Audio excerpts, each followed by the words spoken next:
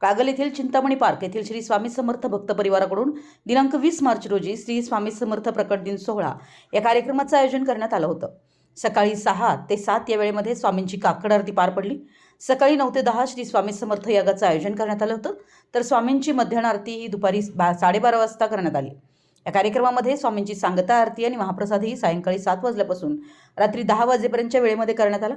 या सोहळ्याची सांगता स्थानिक हरिपाठ भजनी मंडळाच्या माध्यमातून हरिपाठ भजनाने झाली।